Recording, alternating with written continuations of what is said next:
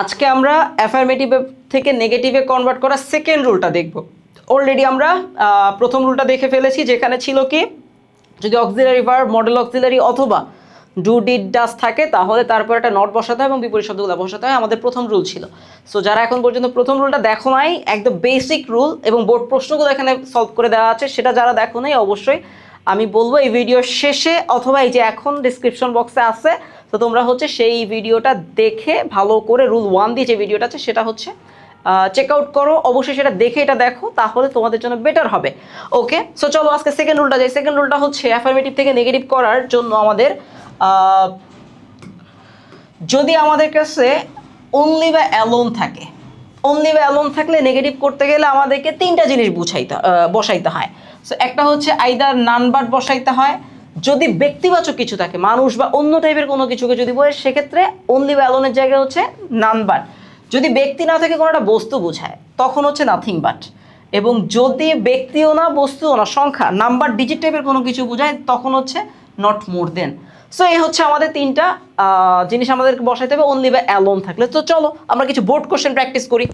So প্রথমটা কি আছে? প্রথমটা আছে হচ্ছে আমাদের only the optimistic people are accepted by all. So only আছে আমাদের ট্রিগারিং পয়েন্ট কোনটা? ট্রিগারিং পয়েন্ট হচ্ছে আমরা চেক করবো যে আমাদের অনলি আছে। সো অনলির জায়গায় অনলি দ্য অপটিমিস্টিক পিপল। আর সো অপটিমিস্টিক কারা? এটা অনলি পিপলকে বোঝাইছে, তার মানে হচ্ছে ব্যক্তিবাচক। এবং আমরা জানি কি, অলরেডি আমরা জানি ব্যক্তিবাচক থাকলে নান বাট। সো ব্যক্তিবাচক থাকলে যদি নান বাট হয়, সো আমরা কি লিখবো? খুব সহজ জিনিস, none but the optimistic people are accepted by all. অনলির জায়গায় জাস্ট নান বাট বসাই দিছি, none but the optimistic people are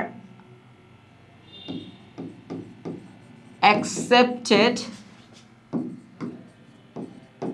by all. তৃতীয় বিষয়, only the moon shines at night. So only the moon.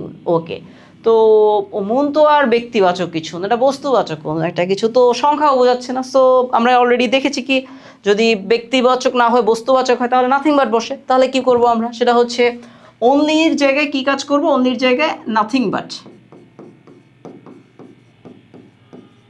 Nothing but the moon shines at night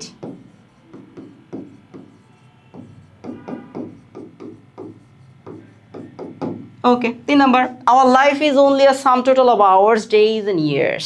So hours, days and years আছে, কি হবে বলো তো? কোনটা হবে?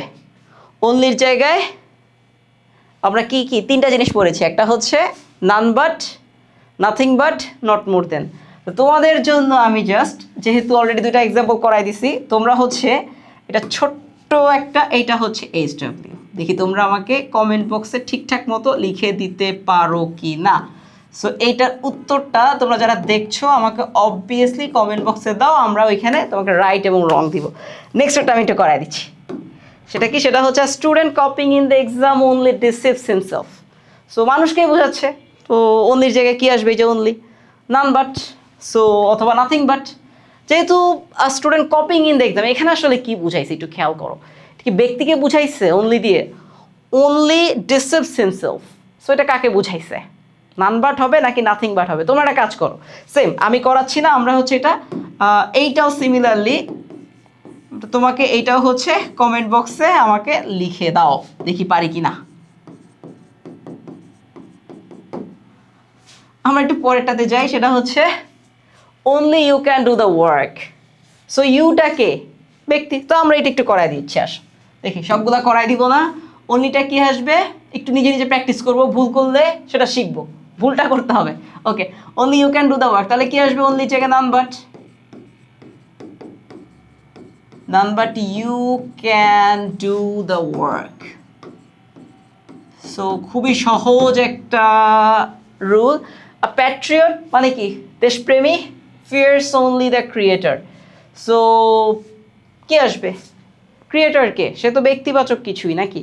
সো যদিও ব্যক্তি না, বাট এটা আমরা ধরে নিচ্ছি ব্যক্তিবাচক বিষয়। সো এখানে কি আসবে? A patriot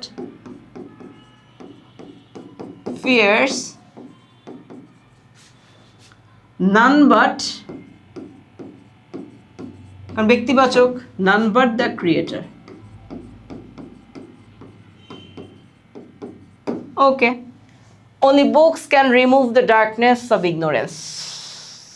বই হচ্ছে আমাদের অবজ্ঞার যেই অন্ধকার সেটাকে দূর করতে পারে। তাহলে কি আসবে অন্যের জায়গায়? নাথিং বাট, কারণ ব্যক্তি তো নাই এখানে বস্তুবাচক, তাহলে কি আসবে অন্যের জায়গায় হচ্ছে nothing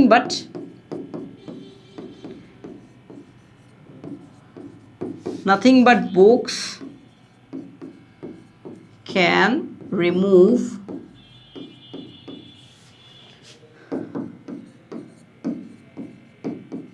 the darkness of ignorance.